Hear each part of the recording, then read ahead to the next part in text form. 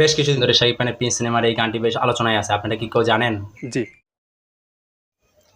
এটা একটা ক্লাসিক গানের রিমেক। আপনারা কি কেউ জানেন? না। আচ্ছা, না দেখলেও কোনো সমস্যা নেই, কারণ আজকে আপনাদের রিয়াজুল ভাই মানে আমি গানটি সুন্দরভাবে রিভিউ করব। এই চলো। আচ্ছা, বলিউড হলিউড রিমেক তো অনেক দেখলেন, এবার নজর দিন ঢালিউডে। তার কথা বাদ দাও। শাকিব খানের নতুন সিনেমা প্রিন্সের বহুল প্রতীক্ষিত গান জ্বালা জ্বালা রিলিজ হয়েছে। আন্দাজে কথা কেউ না ছোট ভাই।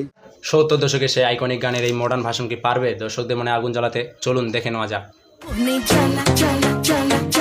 প্রথমে আসি গানের মিউজিক নিয়ে। প্রীতম হাসানের হাত ধরে এই রিমিকটিতে যোগ হয়েছে একদম এক নতুন ফ্লেভার। সব খবর নিয়ে ফেলেছেন? হ্যাঁ, আমি সব খবর নিয়ে ফেলেছি, কারণ এই ফুল গানটি আমি একবার না 6বার দেখেছি। গানটির অরিজিনাল মডিউল ঠিক রেখেও এতে ইলেকট্রনিক এবং মডার্ন বিটের ব্যবহার বেশ চমৎকার। রুনা লায়লা সে জাদুকরী কণ্ঠে ছোঁয়া তো আছেই, সাথে প্রীতমের ভয়েস গানটিকে আরও নতুন প্রজন্মের কাছে কানেক্টিং করে তুলেছে। এবার আসা যাক talk of the town Shakib খানের লুকে।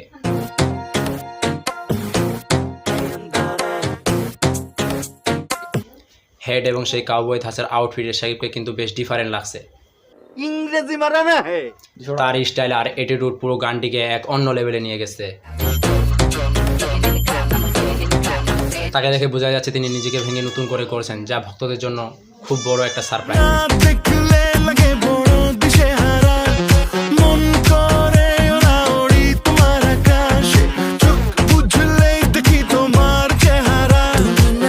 গানের অন্যতম বড় আকর্ষণ হলো তাসনিয়া ফারিন। প্রথমবারের মতো শাকিব খানের সাথে তাকে বড় পর্দায় দেখা যাচ্ছে। ফারিন তার গ্ল্যামার এবং নাচের সঙ্গে গানটিতে একটি রিফ্রেশিং ভাইব যোগ করেছে।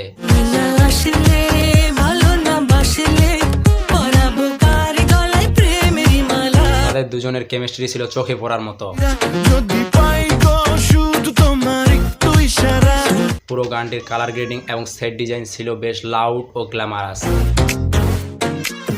কোরিওগ্রাফিতে কিছুটা মডার্ন টাচ দেওয়া হয়েছে। ছোট ছোট বিট আর স্লাইড শটগুলো ভিডিওকে বেশ